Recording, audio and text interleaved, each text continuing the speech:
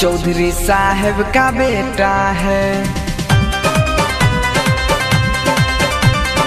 गमछी में राइफल लपेटा है। चौधरी साहब का बेटा है। गमछी में राइफल लपेटा है। चौधरी साहब का बेटा है। क्यों डरती हो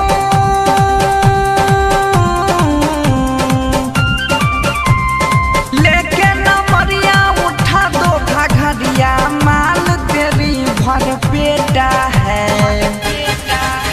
उठल लिए पे चुम्मा लेता है। चौधरी साहब का बेटा है। स्टेजवे पे चुम्मा लेता है। चौधरी साहब का बेटा है। क्यों डरती हो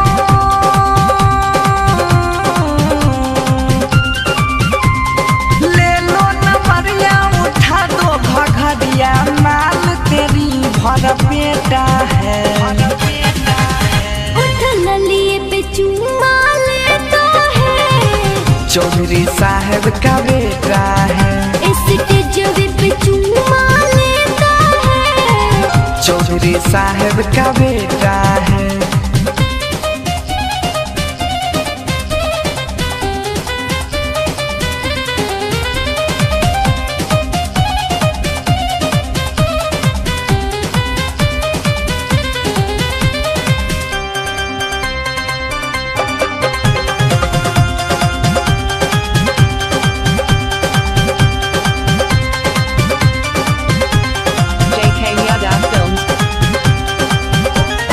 हाथ पकड़ के दाव कलाई तंग तंग कर देता है।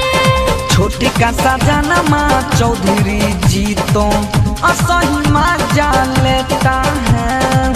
असही मजा लेता है। हाथ पकड़ के दाव कलाई तंग तंग कर देता है। छोटी का सजनमा चौधरी जी तो असही मजा लेता है।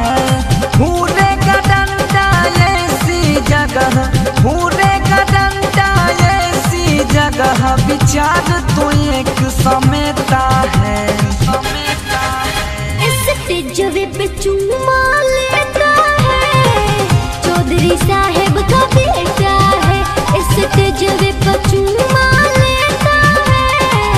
चौधरी साहब का बेटा है।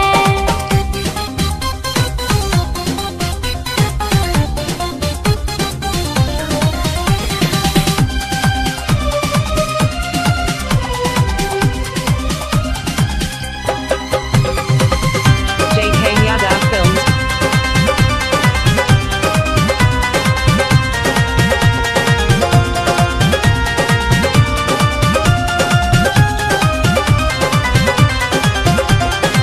आके लुभा गई हूँ मैं तो मल्लाह जी के चाल में। हाथ में दे के नमरी चुम्मा लेगा दोनों गाल में। लेगा दोनों गाल में। आके लुभा गई हूँ मैं तो चौधरी जी के चाल में। हाथ में दे के नमरी चुम्मा लेगा दोनों गाल में। बंसीधर तो काम चला के बंसीधर तो काम चला के अपना मन भर लेता है। उठल लिए पे चुम्मा लेता है। चौधरी साहब का बेटा है। गमछी में राइफल लपेटा है। चौधरी साहब का बेटा है। JK Yadav Films.